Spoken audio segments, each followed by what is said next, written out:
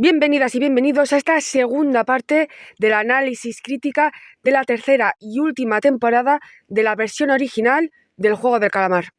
En esa primera parte se analizó estos personajes: el detective, Kang No-ul, esa mujer norcoreana, el jugador 388, la chamana, Namgu, a mi enemigo de Thanos, y nuestro chico Minsu.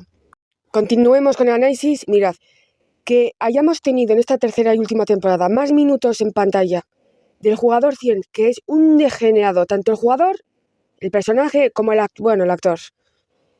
El ser más que, por ejemplo, Frontman, o más que el jugador 388, a mí me revuelve por dentro.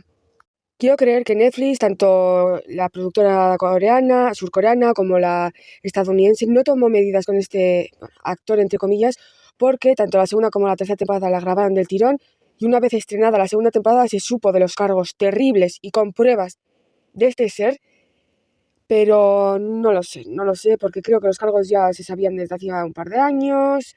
Una vergüenza. Y el tío, nada, yo cuando veía que el jugador 100 seguía hasta el último juego. Lo peor, que tanto este jugador como otros tienen antecedentes y ni van a ir a la cárcel, ni van a ser juzgados, ni nada. Y empezamos con el análisis de los pesos pesados de la segunda y tercera temporada. Por cierto, me he acordado, cuando finalizamos esa segunda temporada, en una de las fotos promocionales en blanco y negro, la gente creó una teoría sobre según la disposición que tenían los actores y actrices en esa foto promocional, eran un easter egg, era una pista de lo que iba a pasar con su personaje, el destino de su personaje en la tercera temporada. Dejadme buscar esa foto y ahora os la explico. Bueno, la foto la he dividido a lo típico del Jardín de las Delicias del Bosco, pero esta foto la conocimos una vez estrenada la segunda temporada, y los fans empiezan a especular sobre la teoría de que esta foto nos daba pistas sobre lo que iba a ocurrir en la tercera temporada, y esa teoría clamaba que los personajes que vemos en esta foto que están de pie iban a sobrevivir. Y vemos que en parte tiene razón y en parte no, porque por ejemplo Kang No-ul está de pie y sí sobrevive. Pero por ejemplo se contradice, ya que el que vemos a la izquierda arriba del todo es el detective, y el detective sí sobrevive. Luego vemos a Frontman estar sentado cuando sí sobrevive, y vemos que Gi-hun y el jugador 388 están de pie, los cuales ambos no sobreviven. Vemos que la jugadora 280 está de pie y no sobrevive, y fijaos que sí que es verdad, porque la señora Ji-sun y la jugadora 222 fallecen. Bueno, se autoeliminan. Jugadora 120 muere como una heroína, intentando salvar a la jugadora 222, a la bebé y a la señora Ji-sun. Su nombre es Cho Yun-yu y es probablemente el personaje favorito de la segunda y la tercera temporada, y su muerte ha indignado a muchísimas personas, pero a mi parecer es una de las muertes de los grandes protagonistas de la segunda y de la tercera temporada justificados, ya que la mujer que vemos en la tercera temporada corresponde con la segunda, mantienen el récord. No es lo que vimos, lo que hicieron con el personaje 388, que el personaje que vimos en la tercera temporada no corresponde para nada con la segunda. No es lo que pasa con Chon Yun-yu. Sí que vimos una evolución del personaje en la segunda temporada, ya que os recuerdo que ella insistía en votar círculo porque quería ganar dinero para operarse y poder vivir como mujer libre de juicios en Tailandia. Pero a raíz de hacer equipo, hacer vínculo con las mujeres, y sobre todo la pérdida de la jugadora 195 llamada Kim Jong-mi en esa terrible escena donde le gritaba "Uni, Uni", terrible. Bueno, de hecho, después de esa pérdida, ella en el juego de el Mingle, que no sé cómo se llama, ese juego rotatorio, ella se quiso dejar eliminar. Y de hecho es salvada por el jugador Park Yong-sok, el jugador 246, el jugador que tiene enferma a la hija. Si os acordáis, ella ya no quería ya jugar más, y es él el que la agarra del brazo y le mete en en una de las habitaciones mortales. Era una buena persona, una buena mujer, intenta ayudar en lo posible, solo mata para defenderse y defender a los suyos, en este caso a las suyas, a su grupo y luego a su grupo de amigas y de aliadas. Lo dicho, es con Gi-hun la verdadera definición de heroína. Hace lo justo, hace lo posible para hacer el bien, entiende que tiene que hacer ciertas cosas malas para hacer el bien, pero aún así las hace. No sé vosotras y vosotros, pero cuando la jugadora 120 encuentra la salida y hay un segundo de duda si entrar en la salida y dejar a la señora Yang y a la jugadora 222 atrás, pero no, decide hacer lo correcto ya que promete que iban a estar juntas y que iban a salir del juego juntas. En ese momento pensé, no va a sobrevivir, le van a matar a ella o a la señora Yang o a la jugadora 222. Sabía que a la jugadora 222 no, porque los programas, series, películas surcoreanas tienen una licencia en la que no se puede ver a una mujer embarazada ser asesinada. Entonces pensé, aquí va a morir o la señora Yang o ella misma, y efectivamente no me equivoqué. Muy buen personaje, además. Yo al menos echaba en falta personajes femeninos que estuvieran realmente unidos.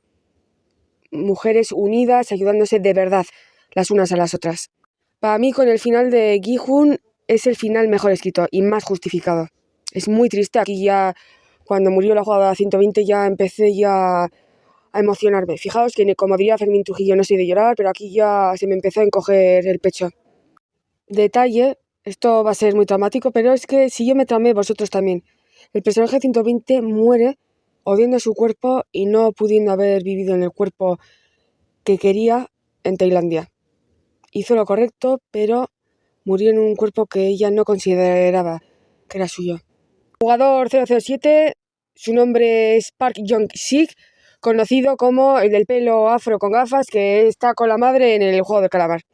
Otro de los alivios cómicos en la segunda temporada, con Thanos y con la chamana, se podría decir, y un personaje que a priori pues era bufón, no tenía mucho fondo, pero fijaos cómo literalmente se sacrifica para salvar salvar la vida de su madre y para también redimirse, porque él se sentía que no había llegado a las expectativas que la sociedad impone a una persona de su edad. Está en sus últimos 30, principios 40, tenía deudas, pero es que se nos revela que pierde al padre, y no solo pierde al padre a una temprana edad, en sus 20 o 30, sino que abusaba físicamente de él y de la madre. Era una buena persona con sus fallos, era una buena persona ya que en el juego de Hide and Seek, de el escondite, no puede matar a nadie. De hecho, además se intercambia con la madre el papel, ya que a la madre le había tocado el juego de apuñalar, y le dice el hijo, no, por favor, mamá, porque no creo que vayas a poder vivir con la culpa de haber matado a una persona, bueno, inocente. No, ahí está el dilema. Se intercambian los papeles y la muerte del personaje del 007 es otra de las muertes injustificadas, ya que como su propia madre, con lo que han pasado en los juegos, que habían pasado ya 4 o 5 juegos, una revolución, va a matar a su propio hijo en detrimento de sí, una mujer embarazada, pero una mujer que acaba de conocer. Es que no tiene sentido. Que bueno, objetivamente, la madre le apuñala con ese recogepelo, que probablemente tiene un nombre en coreano, pero el que le remata es uno de los guardias. O sea que técnicamente no sabemos si hubiese fallecido por la herida causada por la madre. Yo creo que sí, pero claro, el guardia tenía que ejecutarle. Y gracias a esto la madre sobrevive, o sea que da también su vida por la madre. La muerte del jugador 007 está completamente injustificada, y los guionistas, yo creo, que intentaron crear un dilema shakespeariano en el que la madre de la noche a la mañana se convierte en una filicida, es decir, una madre capaz de matar a su hijo por una causa mayor, que es salvar la vida de una mujer, una joven embarazada, que acaba de parir además, porque cuando él decide matar a la jugadora 222 o a la bebé, es que en esa escena ya no me acuerdo, no quería matar a la madre, o sea, a la jugadora, perdona, 222, ahí es cuando la madre decide quitar del medio al hijo. Entonces esta escena, lo shakespeariano, un drama total, traición entre familiares, queda muy forzada. Pensaron, a ver, ¿cómo nos vamos a quitar del medio al combo hijo-madre? Pues el hijo es incapaz de matar a nadie en el juego de Hide and Seek, en el escondite, pero también en el último segundo se vuelve loco, y es que pasa de no poder matar a una persona supuestamente no inocente, como son los jugadores del juego del calamar, además él la ha visto como son los jugadores del juego del calamar, a intentar matar a la jugadora 222 con su bebé en los brazos. Es que eso no tiene sentido tampoco. También esto lo hicieron para el valor del shock, que dicen en inglés, shock value. vamos a hacer, además son personajes muy, probablemente vayan a ser muy queridos, vamos a hacer en un par de segundos que tanto madre como hijo pierdan los estribos y el hijo vuelva a repetir, de no poder matar a un jugador del juego del calamar, a directamente, ya a lo desesperado, se puede entender, pero no casa con la psique del personaje, a una mujer que acaba de dar a luz y que formaba parte de su equipo. Y la madre también, pues sí, le pega el flash y decide matar a su propio hijo en detrimento de la madre y del bebé. Que sí, que son un equipo, pero es tu propio bebé. Para nuestros padres, nosotros siempre somos sus bebés, aunque tengamos 900 años. Lo dicho, quisieron acabar, nunca mejor dicho, con esta dupla madre-hijo rápido, intentando meter ahí un dilema moral, ético, pero vuelvo a repetir, no tiene sentido. ¿Sabéis que hubiese quedado más justificado que el jugador de 07 se hubiese hecho el harakiri, por ejemplo? Se hubiese quitado del medio para que no matara a su madre ni matar a la jugadora 222. Eso sí hubiese tenido sentido. Y luego la madre se hubiese quitado del medio porque no hubiese aguantado el dolor de haber visto a su hijo quitarse del medio y no haber podido hacer nada. Eso sí hubiese sido hubiese estado acorde con la psique de ambos personajes. Dato traumático del jugador 007 es que los últimos momentos de su vida son sabiendo que su madre le ha traicionado y le ha matado. Jugadora 149, su nombre es Yang Geum-ya, conocida como la señora Yang. Era una mujer que al menos nos la pintaron en la segunda temporada un poco chapada a la antigua, ya que hablaba de la jugadora 120 como, pero sí su nombre, vestida o vestido de mujer. Le dice el hijo, mamá, cállate, que nos van a cancelar. Creo que es ese comentario. Fijaos, esos momentos vuelvo a repetir, de alivio cómico también quedaban madre e hijo, sobre todo en los primeros capítulos de la segunda temporada. Una madre abnegada, una buena persona que intenta hacer lo correcto, intenta salvar al hijo por encima de ella, intenta salvar a la jugadora 120, la jugadora 222, intenta mantener siempre al grupo unido, pero por eso es otra muerte. No más, la muerte sí que puede estar justificada, pero lo penúltimo que hace la jugadora 149 no tiene sentido con la psique que nos desarrollaron en la segunda temporada. Igual fijaos que en esa escena donde el hijo intenta, bueno, que no sabemos si lo hubiese hecho, intenta matar a la jugadora 222, hay un forjeceo entre madre e hijo y por error la madre le apuñala al hijo. Entonces ahí se hubiese quedado aún más shakespeariano, que era lo que querían los guionistas, pero no, ella deliberadamente le clava ese punzón, no sé si es punzón el nombre adecuado, al hijo para salvar a la jugadora 222. Luego se autoelimina ella porque no puede con la culpa y de hecho le explica a Gi-hun que tiene que salvarles a todos y tiene que acabar estos juegos. Una pequeña elipsis para comentaros lo que me pasó en este capítulo. Vi esta temporada, yo creo que como hemos hecho todos y todas, del tirón, pero empecé a verla muy tarde. Empecé a verla, no sé si a las 11:30, 12. Y para este capítulo, los últimos 10 minutos de este capítulo, no sé si es el segundo o el tercero, me quedé dormida. Fijaos que yo nunca me quedo dormida, pues me quedé dormida.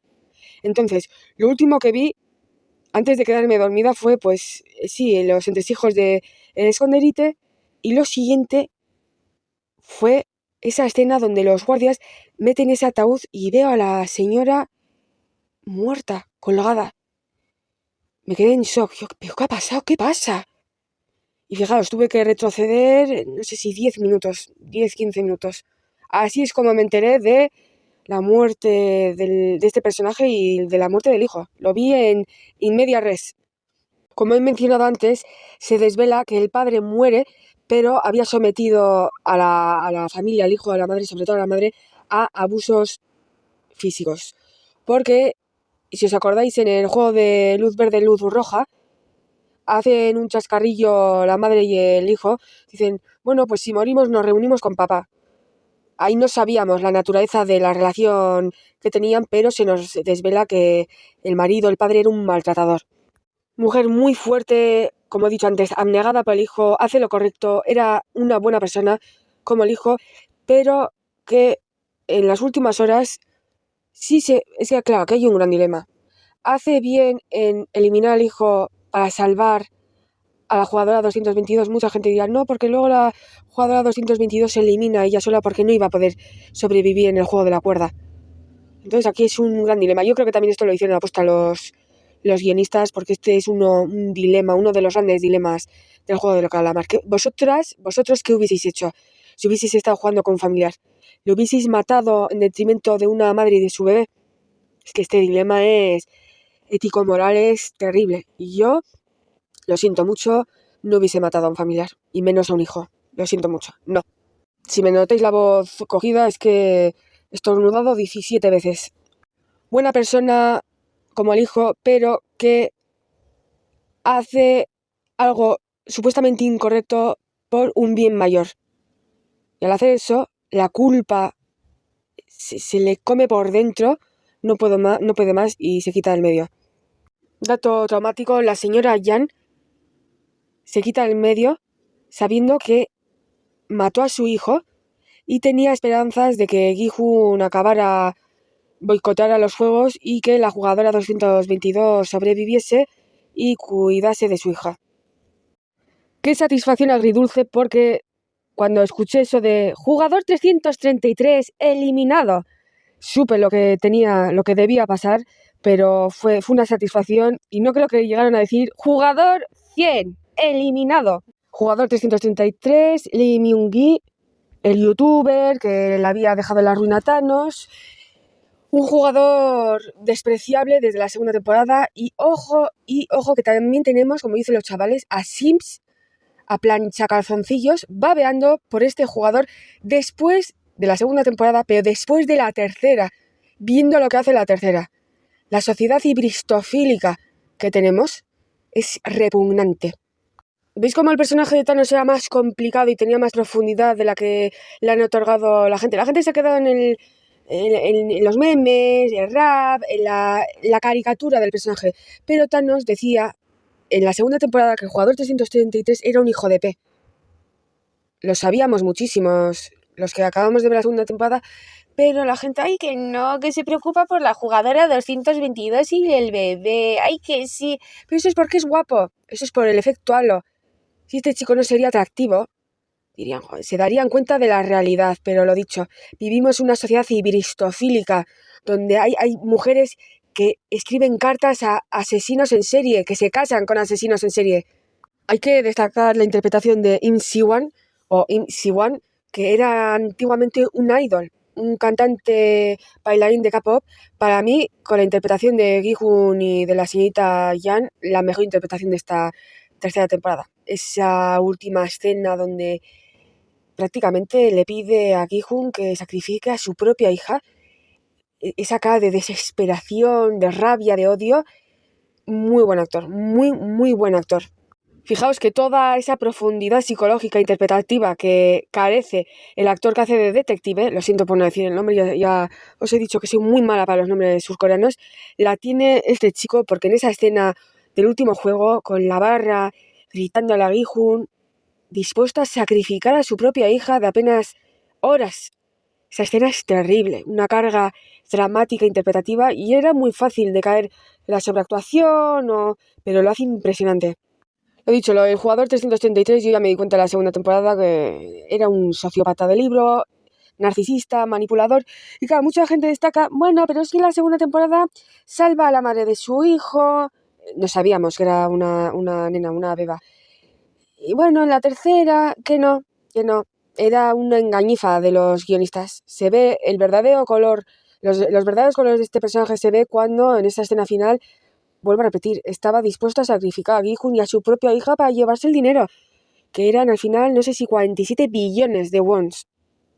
Un detalle que no me había dado cuenta, pero es a raíz de ver TikToks, es en la escena de la última cena, donde cenan, pues, vamos a llamarles al grupo este de psicópatas, pues Mesistófeles es Belcebú, Satán, Lucifer, creo que era uno más, estos que querían sacrificar a la niña, más Gi-hun, más el jugador 333, más la bebita. Pues en este detalle no me había dado cuenta. Gi-hun no empieza a cenar hasta que se da cuenta que viene uno de los guardas y le empieza a dar el biberón a la bebé 222. Eso demuestra que Gi-hun es el padre de la bebé 222. Y han hecho vídeos. Él puede ser el jugador 333, el padre biológico, pero el padre verdadero era Gi-hun, que sacrifica su vida y protege a la bebé. Fijaos, hasta el frontman hace más de padre que el jugador 333, porque lo que han dicho, lo que han resaltado también muchísimas personas en redes sociales. Al fin y al cabo, el frontman será un psicópata, todo lo que quiera, pero cuida a la bebé durante 6 meses hasta que se la da a su hermanastro. Y fijaos que a mí los guionistas casi me engañan, porque en ese último juego cuando se alía... No, en ese último juego no, ya en la cena, cuando salía con aquí los del grupo satánico, dije, igual es una estrategia porque no saben que es el padre biológico. Entonces, si él enseña las cartas, van a querer votarle a él, porque claro, si le votan a él, le eliminarían y luego la bebé. Y pensé eso, y digo, vale, iba pasando el último juego, eliminan a Minsu, van eliminando a los del club satánico, y digo yo, bueno, pues para ir con la estrategia está aguantando mucho, ¿eh? Ya luego supuestamente salía con Gi-hun y digo, vale.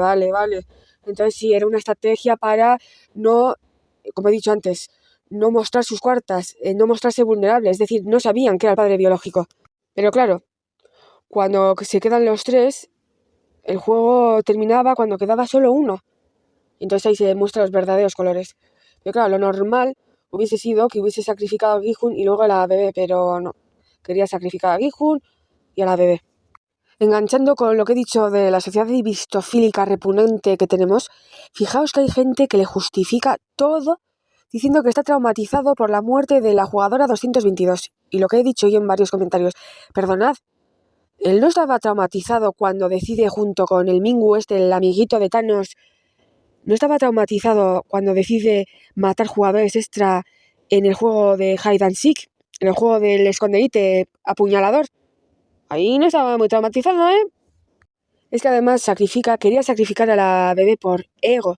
Si os dais cuenta, en el juego de la cuerda, él habla con la jugadora 222, venga que te ayudo, y le quita así el hombre, le dice, quita, no quiero que te vuelvas a acercar a mi hija. De hecho, quiero que Gi-hun, si sobrevive, bueno, no creo que lo dice así, pero que Gi-hun cuide de ella, no tú.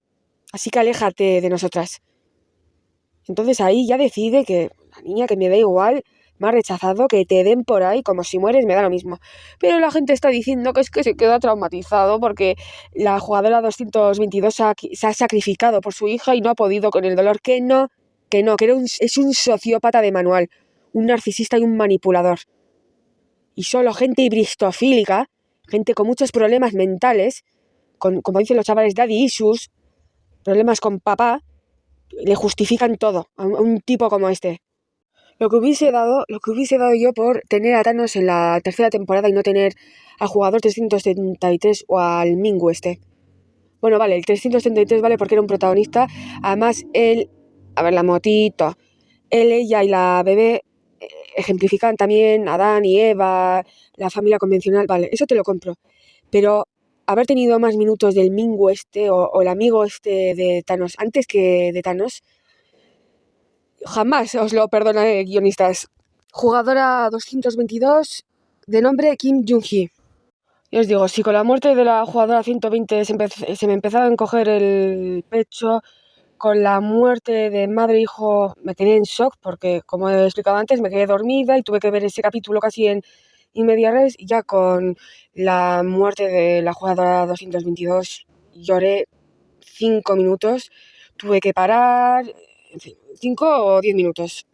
Una chica muy dulce que no hizo mal a nadie, y no solo eso, sino que se sentía que era una carga para todos aquellos que le intentaron ayudar y le ayudaron. Una de las mejores escenas para mí de esta tercera temporada es esa conversación que tienen, de las pocas conversaciones que hay en esta tercera temporada, entre Gi-hun y ella, cuando ella también se echa la culpa por la muerte de la señora Yan y de la jugadora 120. Es mi culpa, todo por querer ayudarme. Y le dice Gi-hun, no es nuestra culpa, o no es tu culpa. Ellas decidieron tomar una decisión que fue salvarte a ti y salvar a tu hija. Ahora tienes que hacerlo por tu hija. Tienes que hacerlo mejor para salvar y para cuidar a tu hija. Y, bueno, iba a decir gracias a esta frase, no. Esta frase es la que hace eco en la mente, en el alma de la jugadora 222, y ella decide en ese juego de la cuerda quitarse del medio para sacrificarse por su hija y por dos motivos. Uno, sabía que no iba a poder pasar el juego de la cuerda. Dos, no quería que Gi-hun se sacrificara por ella, porque si fallaban es que morían los tres. Además le dice, no, vive tú y cuida de mi hija. Y tres, también lo hace por libre albedrío. Yo decido quitarme del medio, vosotros no me matáis a mí. Entonces esto es muy, muy valiente por su parte. Ojo que con este comentario no quiero enaltecer ni romantizar el suicidio. No. Pero dentro de lo que es los juegos del calamar, lo terrible que son los juegos del calamar, el horror, el infierno que son esta serie, ella decide irse cuando ella lo decide, no cuando el juego lo decide. Que sí, forzada, pero lo dicho, es ella quien se quita el medio, no le mata el juego o no le mata a uno de los guardias. Detalle traumático sobre la jugadora 222. Ella, en sus últimos momentos de vida, da su vida por su hija y ella piensa que Gi-hun va a volver a ganar los juegos y que va a ser el padre de su hija. No es solo eso, sino que acaba siendo durante 6 meses el padre de su hija Frontman, el jugador C01, pero esto tiene sentido, porque si os dais cuenta, si veis vídeos sobre la jugadora 222 y el jugador C01, el jugador C01 siempre se empeñaba y tenía predilección por la jugadora 222 porque probablemente le recordaba a su propia esposa. Y no solo eso, sino que acaba siendo el padre de su hija el hermanastro del jugador 001 que ni siquiera le llegó a conocer, para hacerlo aún más traumático. Que es un buen tío, pero no le llegó a conocer. Jugador 246, de nombre Park Gyeong-seok. ¿Quién nos diría que el jugador 246 iba a sobrevivir? Por cierto, el actor tiene también antecedentes muy buenos. La gente está diciendo, bueno, acusaciones sin pruebas. Sí fueron probados, pero la familia, no sé si la familia o que tiene contactos poderosos, no ha acabado en la cárcel.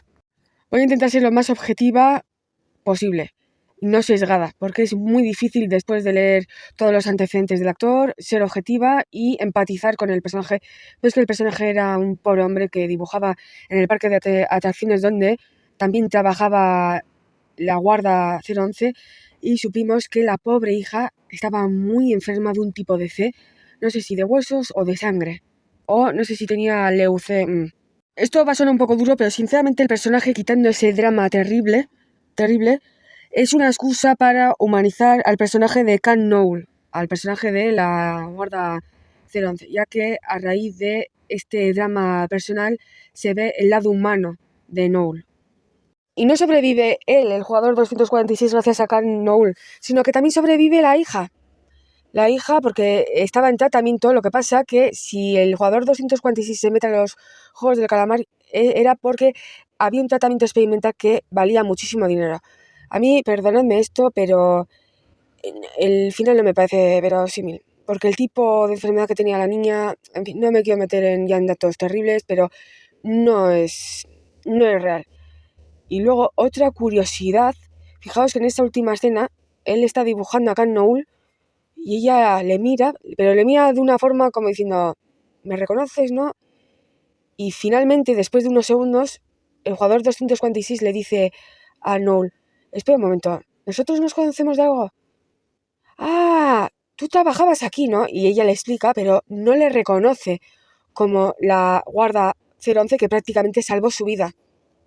Fijaos que, por ejemplo, yo creía que la que se iba a quedar con la bebé 222 era Kang Noel.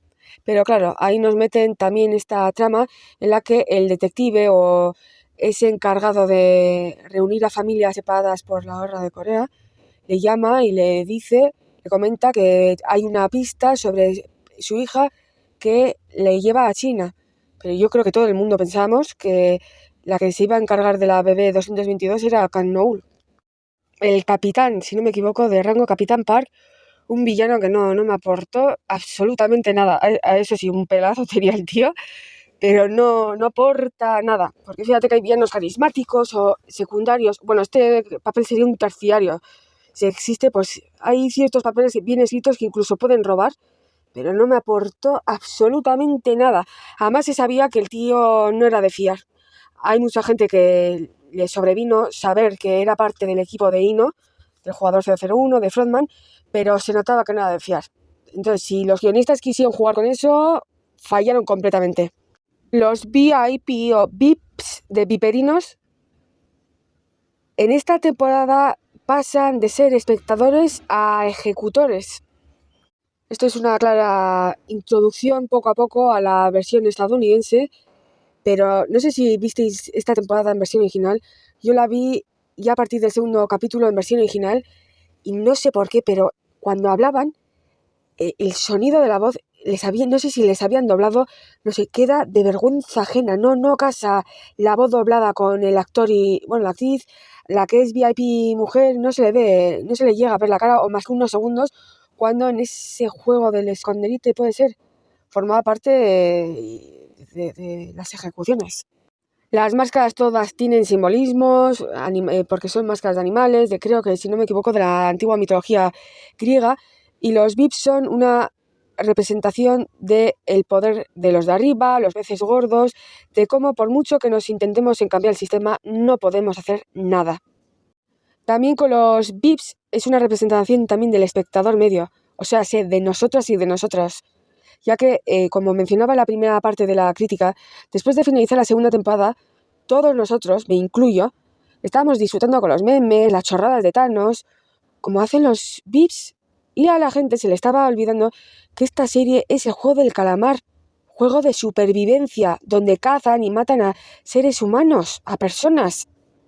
No nos hace muy distintos de los VIPs, y si hubiese mucha gente que tuviese dinero, no dudéis que participaría como VIPs en este tipo de juegos de cacerías humanas, pero no lo dudéis en un segundo. Y si hay por gusto, y si hay posibilidad de ganar dinero, vamos, aún más. Jugador 001, más conocido como Frontman, pero su nombre es One Ino. Y van pasando los minutos, los episodios, y no sé si vosotros y vosotras llegasteis a pensar o tener la sensación de que casi no estábamos viendo al jugador 001, a Frontman, al líder.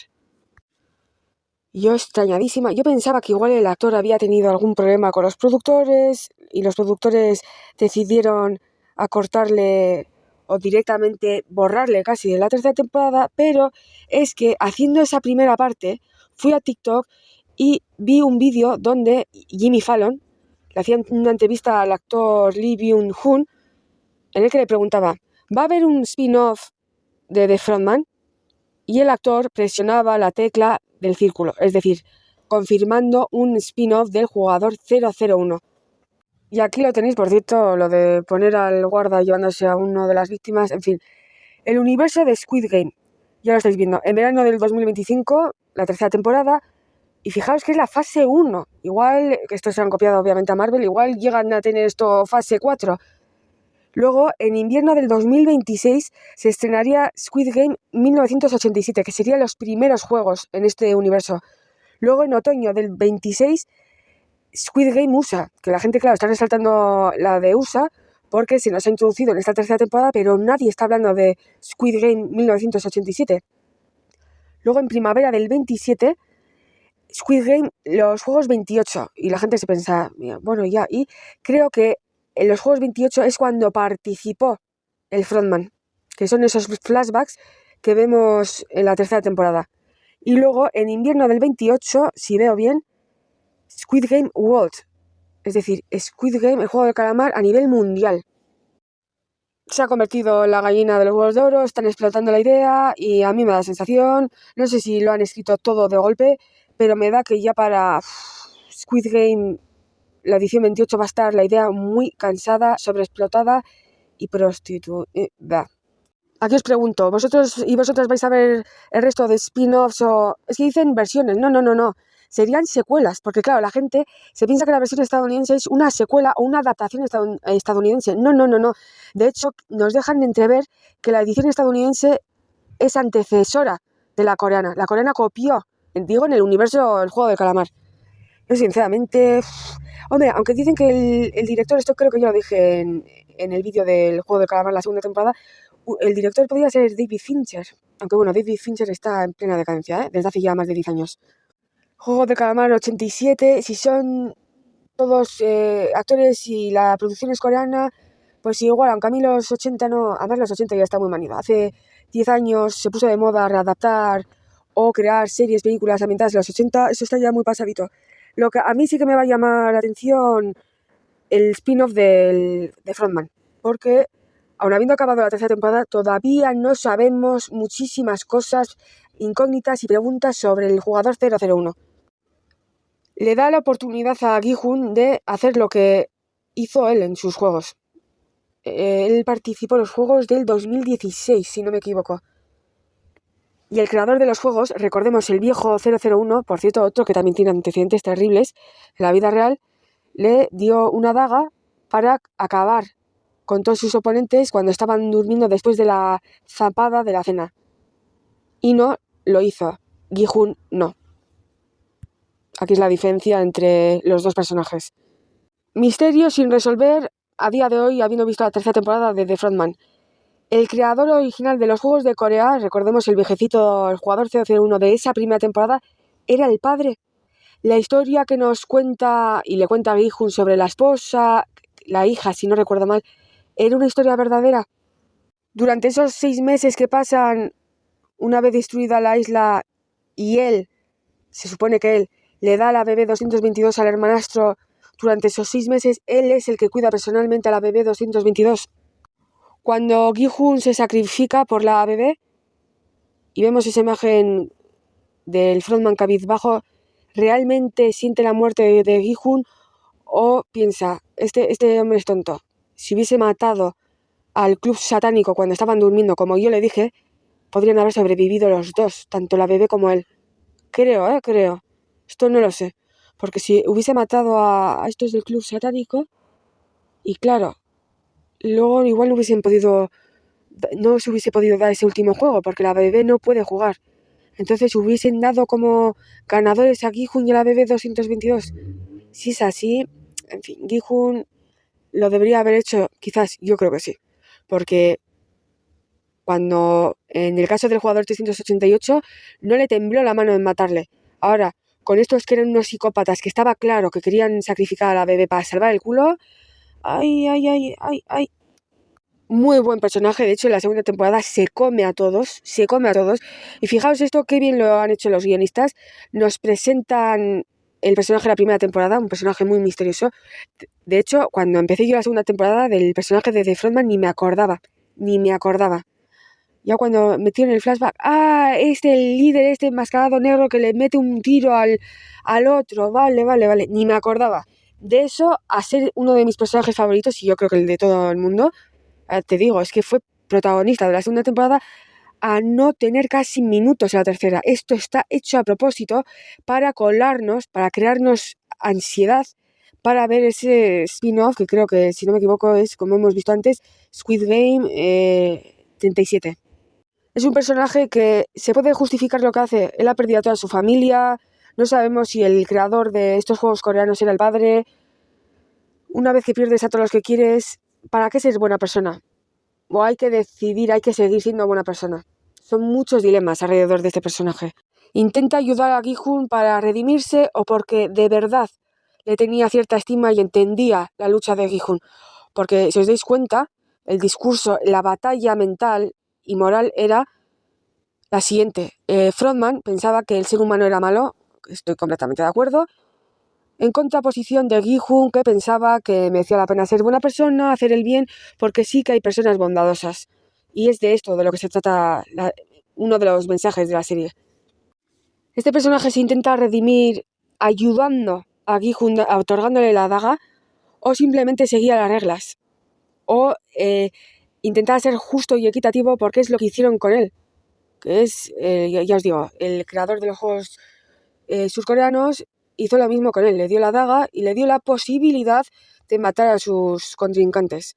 Entonces esto nos da una pequeña explicación de la relación entre Ino y el viejecito de la primera temporada. Entonces el viejecito de la primera temporada era el padre, porque no creo que el viejecito se tomara o ayudase a uno de los finalistas en todos los juegos del calamar. Apreciaba de verdad a Gi-hun y por eso le intenta ayudar. Aunque recordemos que él sigue con su plan y siguiendo su plan, me refiero a Frontman, acaba con la vida, por ejemplo, del mejor amigo, uno de los mejores amigos de Gi-hun, que era el jugador 309. Además le engaña porque se supone que él hace ver que es un aliado en esa revolución y le acaba matando al mejor amigo de Gi-hun enfrente de él. Entonces, los amigos no hacen eso. Alguien que tiene, no cariño, al menos respeto. Es moralmente gris, directamente malo, es una persona que lo ha perdido todo y ya le importa 3 collones matar o no matar, hace lo que tiene que hacer, está bajo coacción, tiene que ser frontman porque si no, pues le matan al hermano, por ejemplo, al detective, pero si os dais cuenta, en uno de los capítulos, no sé si en el tercero, él mismo le dice al Capitán Park que mata a los dos grupos, incluido el detective, o sea, incluido el propio hermano. Así que yo creo que es malo. Igual antes de la tragedia familiar, si es que pasó, era malo, y ya después de eso ya se hizo un psicópata. ¿O no? ¿Qué pensáis? Se podría decir que es el típico prototipo de archienemigo de el héroe. En toda serie, libro, cómic, película, en el que nos muestran debates, dilemas éticos, y en el que hay un héroe, siempre va a haber un antihéroe, no hay, o sí hay, pero sobre todo un archienemigo, un enemigo del héroe, en el que pues nos confrontan los valores, los dilemas del héroe con los del enemigo. Pero por eso le hace un muy buen personaje, ya que dentro de ser un villano, tiene también aristas emocionales y sus propios dilemas éticos. Muchas veces piensas que hace lo que tiene que hacer, pero haciendo lo que tiene que hacer, lo hace no mal, hace el mal. Pero, vuelvo a repetir, no sabemos si está bajo coacción y si de verdad, verdaderamente tiene aprecio a su hermano. Yo creo, en el fondo, que es un sociópata, incluso psicópata. Esta serie también bebe mucho de toda la simbología de la Biblia, y efectivamente, si hay un cielo, hay un héroe, hay un infierno, hay un villano. Esto lo representa Frontman y Gi-hun, sobre todo en la segunda temporada, ya que en la primera temporada el Frontman solo sale apenas, no sé si son 4 minutos.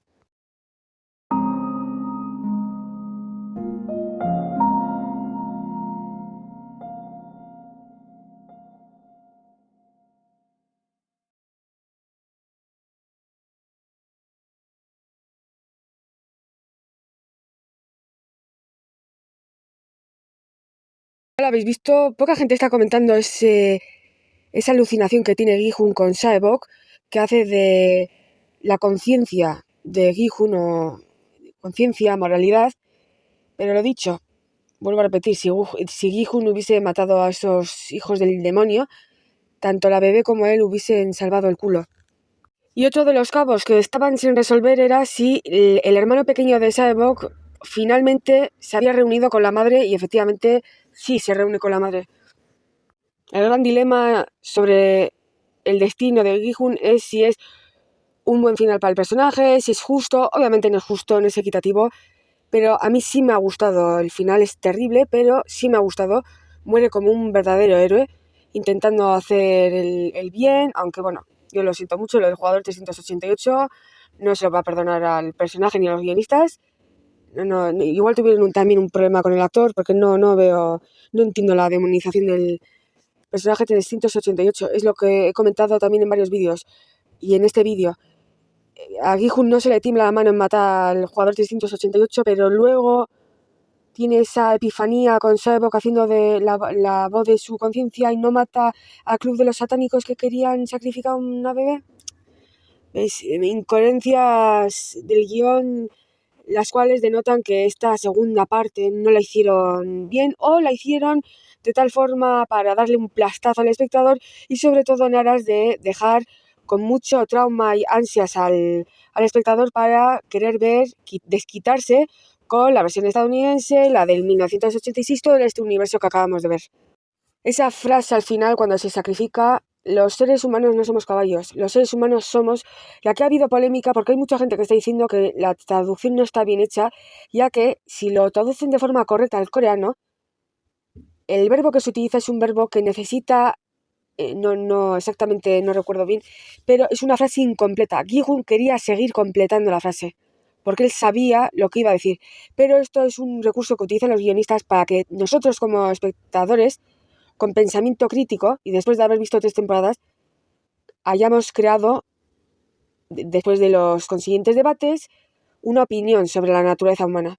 Y para mí, yo ya lo tengo claro, antes, durante y después, el ser humano es malo por naturaleza.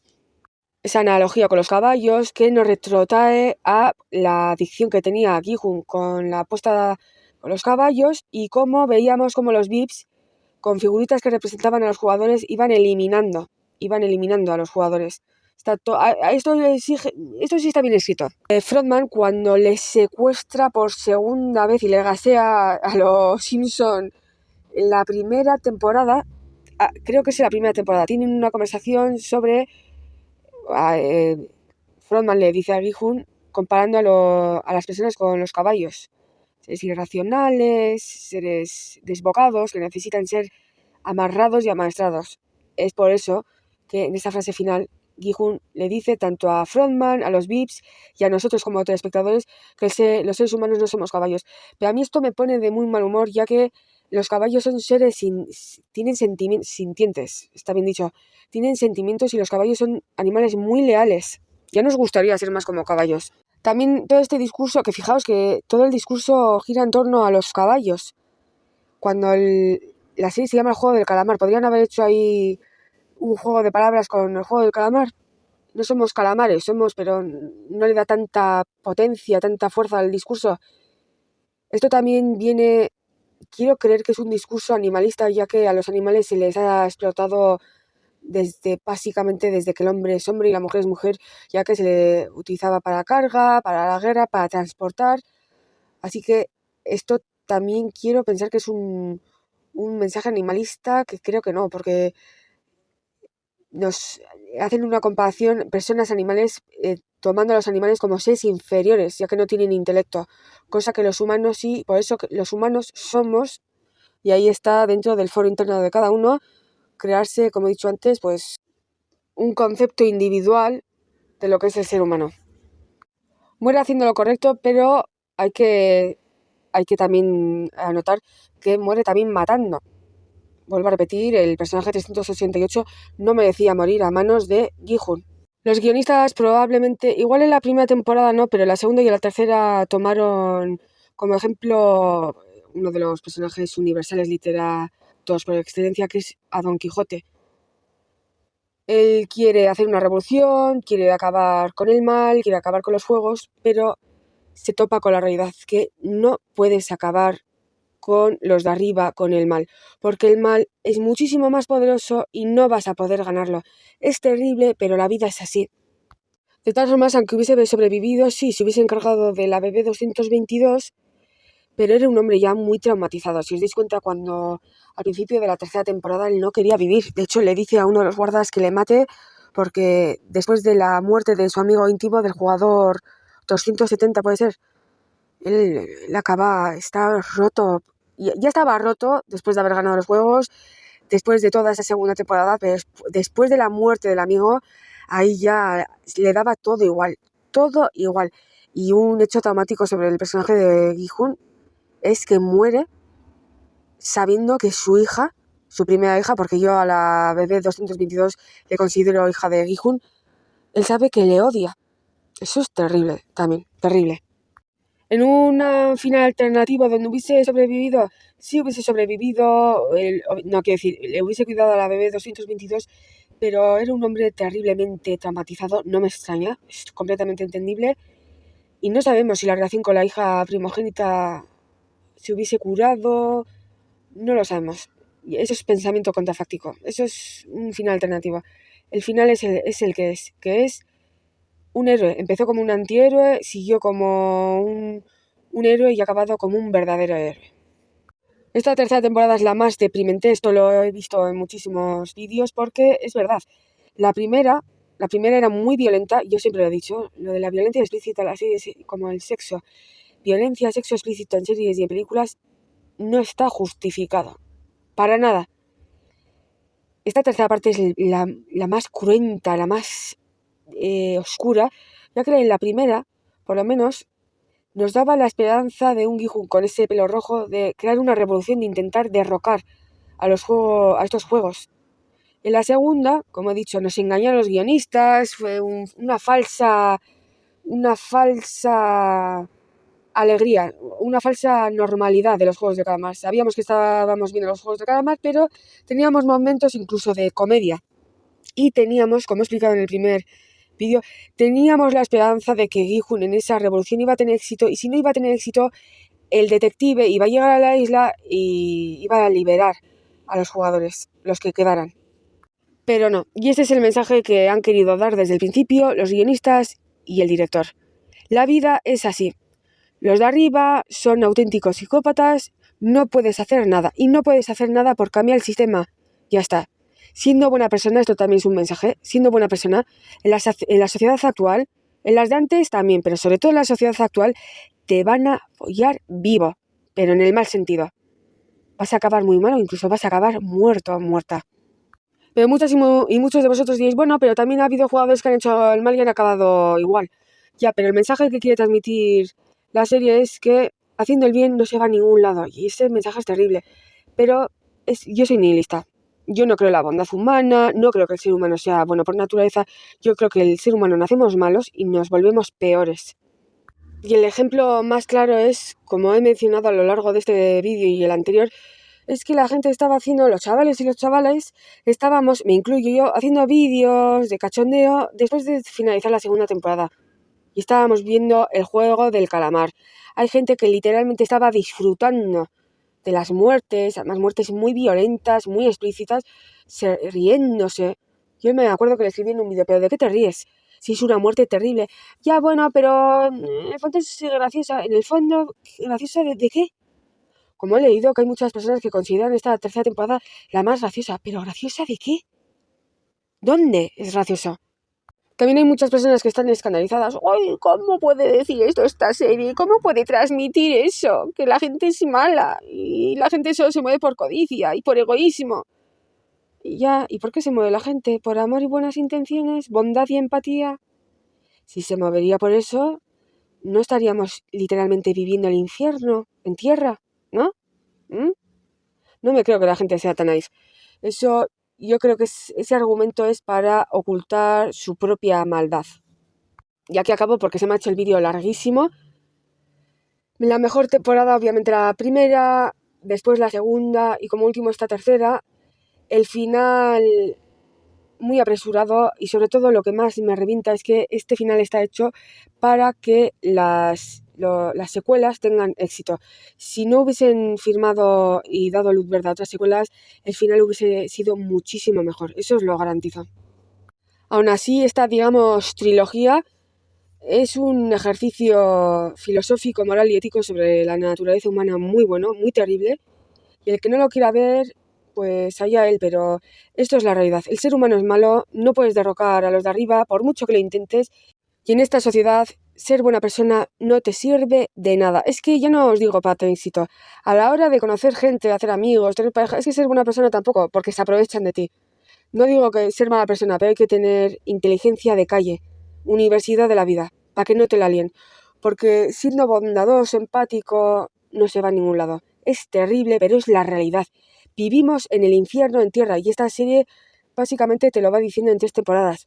La gente se piensa que los juegos de calamar tampoco existen en la vida real, sí existieron en Corea, a finales de los 80 o en los 90, si queréis algún vídeo sobre eso. Y probablemente en la vida real existan juegos de calamar, cacería humana y demás, pero hay gente que vive en sus mundos de Yuppie, en Delululand, sus mundos de ilusiones, y piensan que esto es ficción, cuando la realidad supera la ficción, pero por mucho más y mucho peor.